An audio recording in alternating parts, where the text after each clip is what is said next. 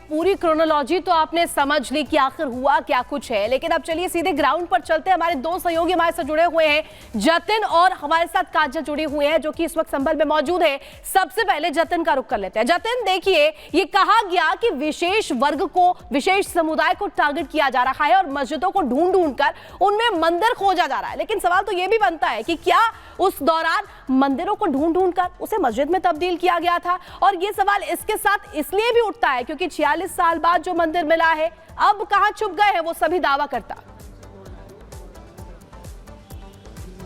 आज बिल्कुल देखिए, जब से ये मंदिर मिला है उसके बाद से जो लोग अलग अलग तरीके की बातें करते थे, एक विशेष समुदाय को टारगेट करने की बातें करते थे, उन लोगों की तरफ से कोई प्रतिक्रिया नहीं आई। लेकिन हो क्या रहा है, ग्राउंड पर आप ये देखेंगे कि जिस प्राचीन कुएं का जिक्र किया जा रहा था उसको लेकर अब एडमिनिस्ट्रेशन खुदाई कर रहा है और आप देखेंगे तकरीबन 5 फीट के आसपास जो खुदाई है वो लगभग की जा चुकी है और जेसीबी के जरिए, बुलडोजर के जरिए खुदाई जो है वो की जा रही है। लेकिन कॉन्स्पिरेसी किस लिहाज से होती है उसको आप ऐसे समझिए कि ये जो घर आप देख रहे हैं, इस घर की दीवार अब एक तरीके से खड़ी कर रही है, आप दीवार बनते हुए भी देख रहे हैं। इस कुएं के ठीक सामने ये मेन गेट हुआ करता था। ये एक घर बताया जा रहा है किसी लोकल का, उसने इस कुएं को कवर करने के लिए एक चबूतरा बना दिया गया था, एक पूरा रैंप यहाँ पर बनाया गया था कि कोई भी अगर अंदर जाएगा तो इस रैंप से चढ़कर इस गेट से होता हुआ घर के अंदर दाखिल होगा। लेकिन अब इस गेट को बंद कर दिया गया। एडमिनिस्ट्रेशन ने भी बोला और जो जिनका ये घर है उन्होंने भी बंद किया है। लेकिन अब हो क्या रहा है कि आप ये देखेंगे पूरे कुएं को खोदा जा रहा है, सबूत यहाँ से जुटाए जा रहे हैं और किस तरीके से रैंप बनाया गया था उसकी तस्वीर आप ऐसे देखेंगे कि सड़क के इस तरफ अगर आप देख रहे हैं तो टाइल्स लगी हुई है,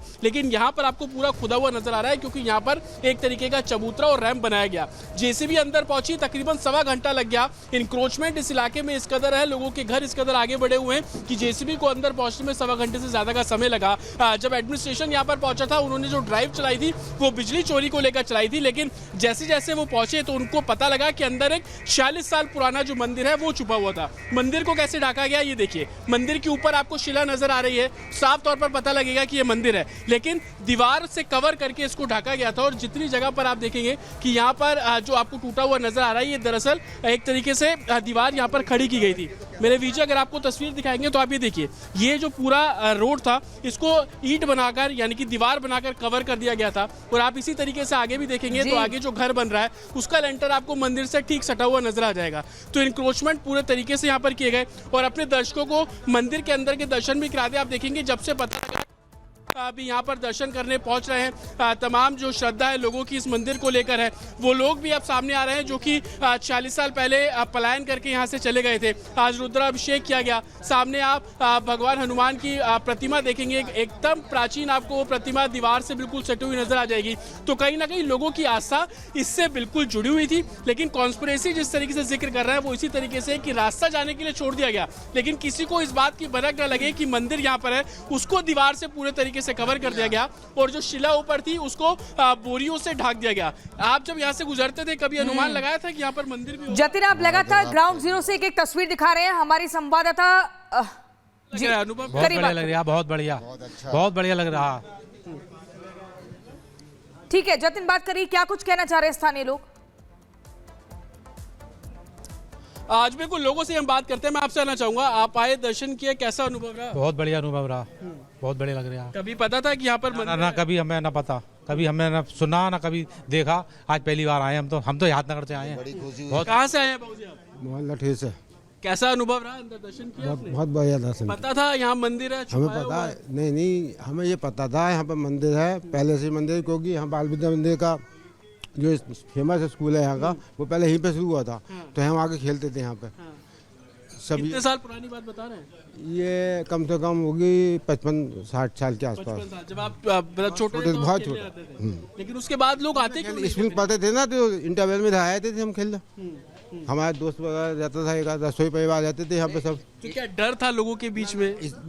सन 78 के बाद यहाँ पलटा खाया सब। उसके बाद जो 78 में जो बलवा हुआ उसके बाद लोग बाग कुछ घबरा गए यहाँ के, वहाँ से पलायन किया लोगों पलायन किया यहाँ से। 78 के बाद पलायन हुआ लोगों का? हाँ सर, बहुत अच्छा लगा सर, हमें तो बहुत बढ़िया लगा। मंदिर ही कराना अच्छी बात। पलायन हुआ 78 के बाद? जी, बहुत अधिक संख्या में पलायन हुआ। ये बहुत अच्छी बस्ती थी, हिंदू बस्ती थी ये। पर यहाँ पर जब 78 के बाद हमने सुना अपने दादा दादी जैसे कि यहाँ पे हिंदुओं को जिंदा जला दिया गया था, तो यहाँ से मजबूरन पलायन करना पड़ा लोगों को यहाँ पे। घर आप देख रहे हैं, ये दरअसल घर भी एक हिंदू परिवार का था, जो तकरीबन 17 साल पहले वो आखिरी परिवार बचा था, तो वो लोग छोड़ के चले गए। बाबूजी, क्या बोरियां ढाक की दी गई थी मंदिर के ऊपर, शिलाओं के ऊपर? बिल्कुल जतिन, आप दिखा रहे हैं जो घर 17 साल पुराना, यानी कि 2012 में वो आखिरी हिंदू परिवार जो संभल में था उसने भी पलायन कर लिया था। लेकिन काजल, आप भी ग्राउंड जीरो पर है, हमारे संवाददाता। 1978 की बात करें तो तब नरसंहार हुआ था और हिंदुओं को डर के मारे पलायन करना पड़ा था, इसलिए संभल पूरा मुस्लिम बहुल इलाके माना जाता है। लेकिन दुखद ये कि जितने भी मंदिर थे उन पर अतिक्रमण किया गया और उसकी बानगी सामने दिखी भी है। अब उस मंदिर के भीतर किस तरह की हलचल है कोमल, और साथ ही काजल और जो योगी आदित्यनाथ हैं वो भी बार बार ये कह रहे हैं कि इस मामले पर चर्चा होनी चाहिए। रातों रात प्रशासन ने मंदिर लाकर खड़ा नहीं कर दिया है।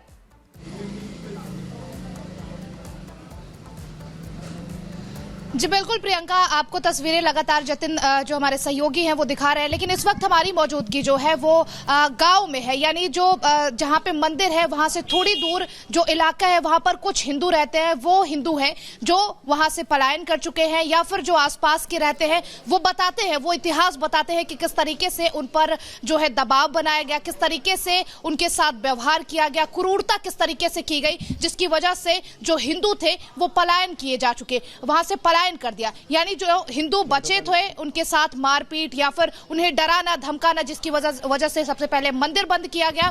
यानी कि मंदिर को बंद 1978 में जब दंगा हुआ तो मंदिर को बंद किया गया, ताला लगाया गया, वहां पर कोई हिंदू पहुंच नहीं पाता था। बाकी जो हिंदू थे उन्होंने पलायन कर दिया। उसके बाद जो है प्रशासन की टीम जो है 46 सालों तक वहां पहुंच नहीं पाई, क्योंकि आपने जिस तरीके से तस्वीरों में देखा वो साफ तौर पर यह दिखा रहा था कि उस मंदिर को पूरी तरह से कब्जा करने की कोशिश थी, क्योंकि मंदिर की जो दीवारें थी वो बेहद छोटी थी, बेहद छोटा सा स्ट्रक्चर है मंदिर का, लेकिन उसके आसपास जो है जो नई दीवारें खड़ी की गई हैं वो बड़ी हैं, और जो कुआं था उसे बंद कर दिया गया था। उसके सामने एक बड़ी इमारत जो है वो बनाई गई थी जिसे प्रशासन ने तोड़ा दिया।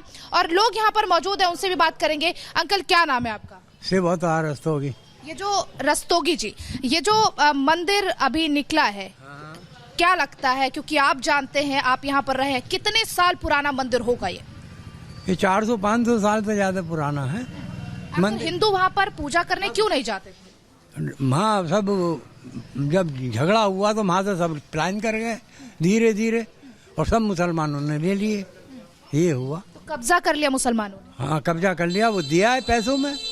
हाँ? बिल्कुल काजल, जिस तरीके से आप तमाम स्थानीय लोगों से बातचीत कर रही हैं, जानकारी ले रखी है कि ये जो अब हुआ है, जिस तरीके से सनातन के सबूत मिल रहे हैं, इस पर उनकी राय क्या है?